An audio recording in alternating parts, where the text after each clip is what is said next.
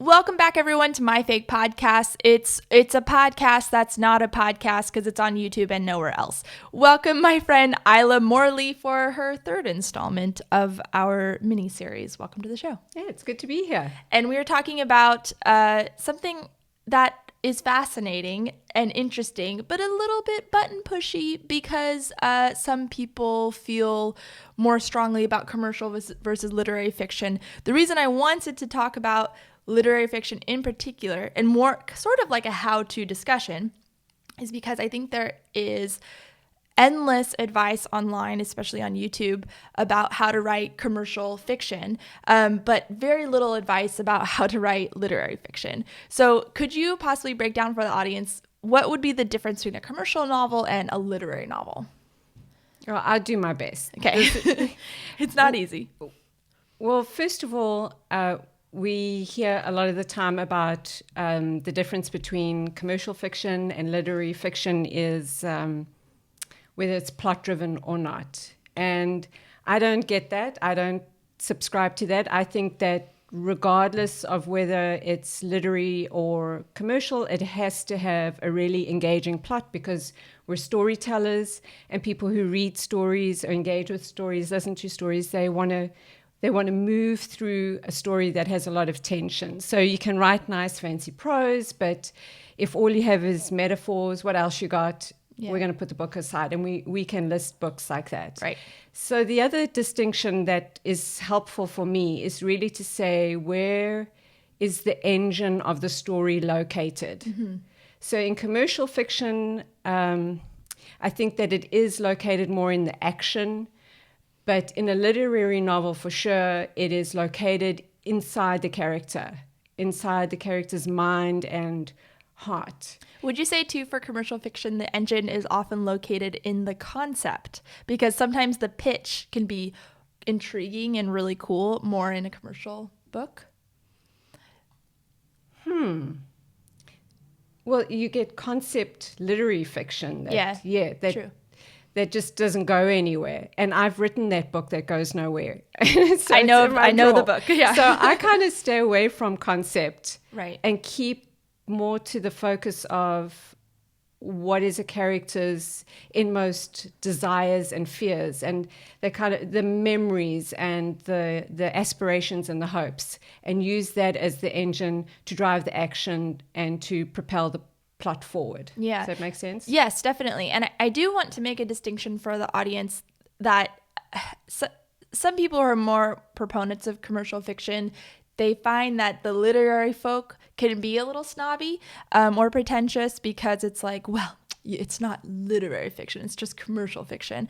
I don't feel that way at all. We all have our preferences in what we want to read. I actually made one of my favorite videos is called Why I Read Depressing Books. And I make that distinction, like most of the books I like to read are kind of depressing. I also said in the video that I really love fun, light books too. I like that quick 3-day read where you just want to know what happens.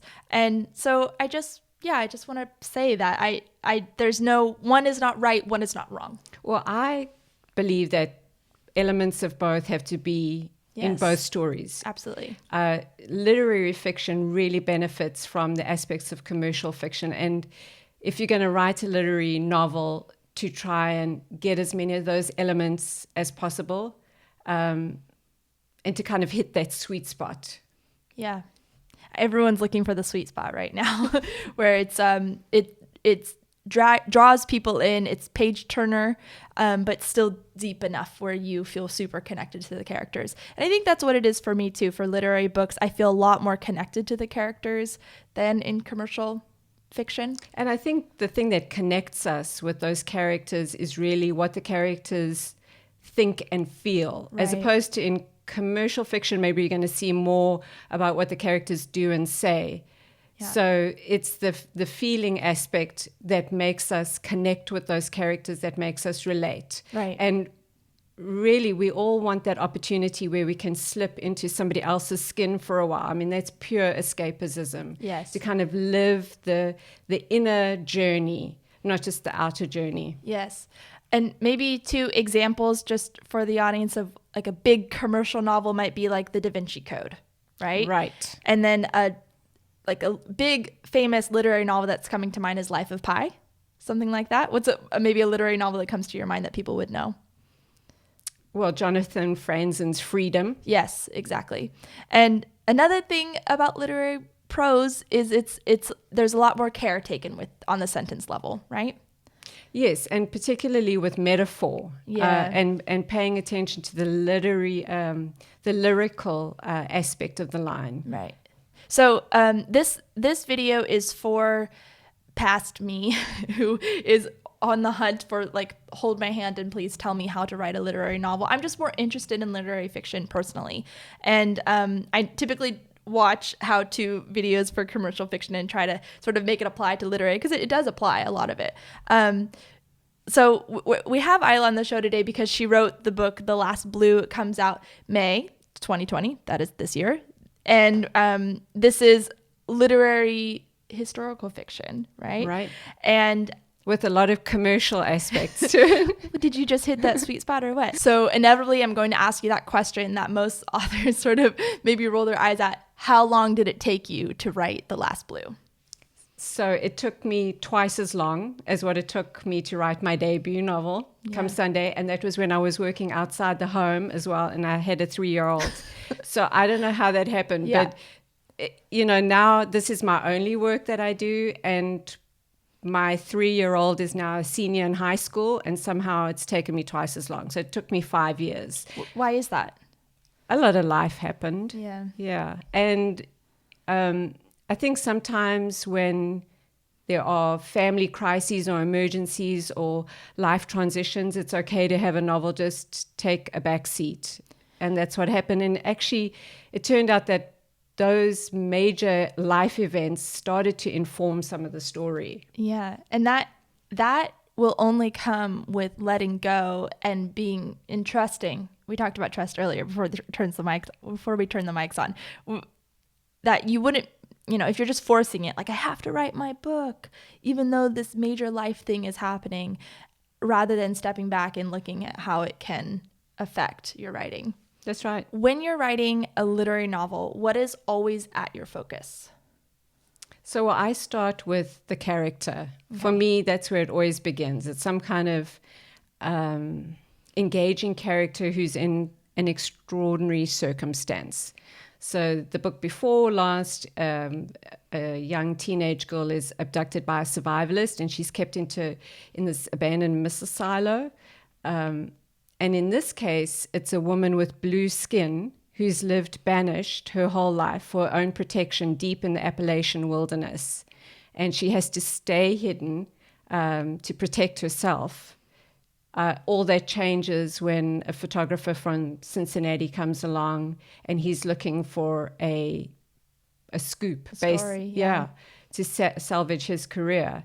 So that the character is the main focus for me. And I don't think that this character necessarily has to be so extraordinary herself. She can be relatable, that helps, but I don't think that this character is going to be interchangeable with any other character. There has to be certain aspects about this character that make her unique, and we're going to see those aspects develop and change as the arc of the story continues. So as you're drafting, as you're working on draft after draft, how do you develop a complex character? I think this is a really difficult question, and I wouldn't hold it against you if you don't have a canned sort of succinct answer, but I really struggle with that, coming up with this character out of thin air and then making her feel so real to the reader. How do you do that? I think complexity. I think you've got to work on a character that has really great qualities, relatable qualities, but then also things about her that are not likable or undeveloped or are contrast. If you think about art, the negative space is just as important. So to develop the negative space around certain aspects of a character, and a lot of that goes as you write. Certainly from all of my novels, you kind of get to know your characters more and more as the story develops, as the plot unfolds. I think the most important thing to do is really to stay focused on that character's feelings. And if you can kind of keep tapping into the feelings, you'll get access into all the complexity that will create for a more engaging, rounded character. So you have these two rich main characters, but then they aren't the only people in the story. How are you going to make the supporting characters just as complex? So the supporting characters are really part of that negative space sometimes, because they bring out aspects of your main characters that you want to see. But to have those secondary characters be complex as well. And in the early stages, when I was still fleshing out this novel, some of the secondary characters were one-dimensional. So I was getting feedback a lot about that. And I just had to stay away from the easy way, the good character, bad character, good guy, bad guy scenario. And that took several revisions to do, where I could get to these secondary characters that were really flawed and that didn't evoke our sympathy. And you could see their goodness in that as well. So that just creates more layers and more nuances in the characters that then will kind of create organically a more layered plot. Yeah, and I saw this a lot with Sarah. I think her name's Sarah, the preacher's daughter, in the story, where I didn't know how I felt about her until maybe 3/4 of the way into the book, 'cause I wasn't sure if she had ulterior motives or what her whole inner life was like. And that's an example of some character that was really, really minor in the early drafts. And then she had to come to the foreground more and more.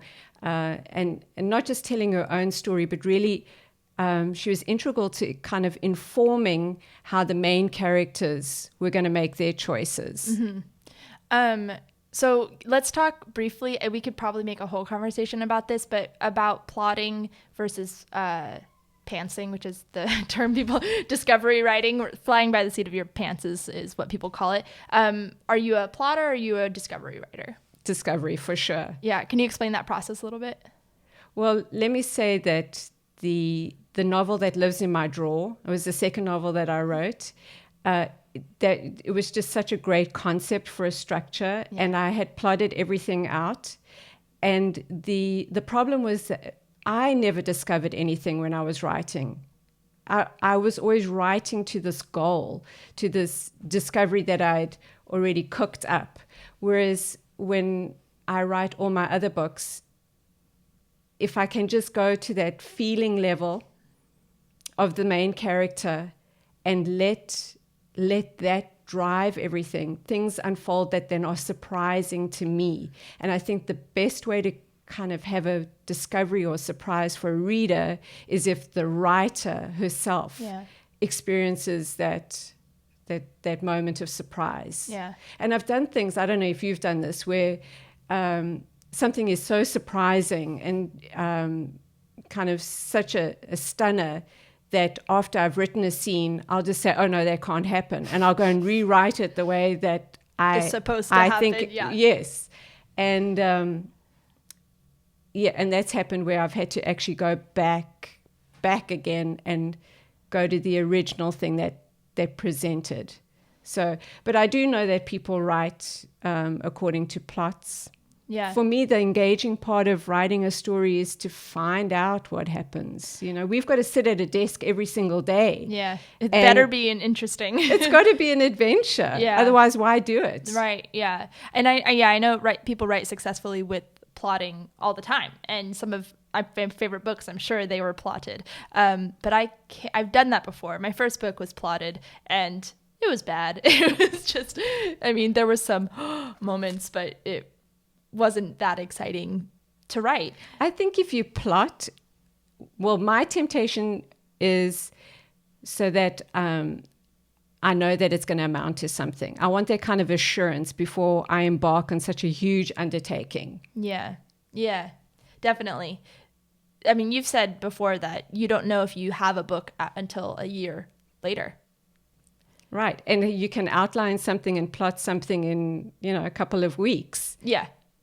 But maybe you still won't know if it's good enough, right? That's right. We're going to talk about this in a future video about the blocks. I think I'm just feeling like rather cynical about writing right now. So this conversation is maybe I'm coming off as jaded, but I think it's like I hear you. It's because my writing's not going well. And the book I'm working on it's bad. It's just so bad right now. But it's like you have to develop your characters, Hannah. But how do you do that? See what I mean? Well, I think I need to be your therapist for a moment. This whole thing about being bad, there's that voice in our head that just keeps insisting that we're bad, that we're not the right person to write the story, that it's going to be stupid, that other people are going to read it and they're going to see right through us, that we have no business doing that. And all writing is bad in the beginning. Yeah. And a lot of it during the middle. And there were parts of my book that were bad right on the tail end. So I think we have to kind of coach ourselves away from speaking about when we go for a ride on a bicycle. We're not going to say to ourselves, oh, this is a really wonderful bike ride. Look how well I'm cycling. Right. No. So let's stay away from that. Right. We're just enjoying the ride. Why can't it be that? Right. Why can't it be, oh, look, I'm cycling into a ditch. Yeah. How fun. Look at my wipeout. Yeah. Yeah.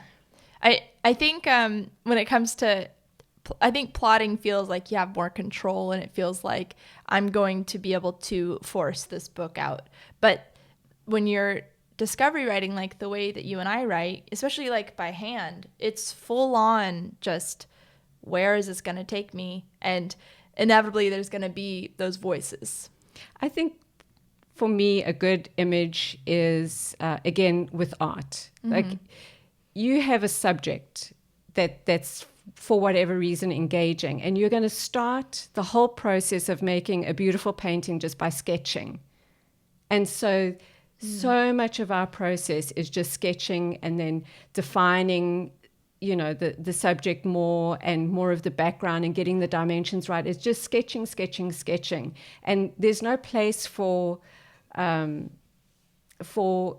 evaluating whether this is good or bad. You can do that way, way down the line. And even still, there's those places of weakness are really opportunities for you to bring something rich to the foreground. Yeah. Thank you, Isla, for coming on to My Fake Podcast and talking to us about literary versus commercial. Let us know in the comments if you have any questions or any comments about that. Isla Morley wrote The Last Blue, coming out in May, which is about a woman with blue skin who is banished in the Appalachian Mountains, hiding from others until a photographer, comes and discovers her, trying to find a story to save his career. If you want to pre-order the book and support Isla, you can click the link below. And my camera just went off, and we are going to end right now, and the cat is scratching. Thank you for coming. That's it.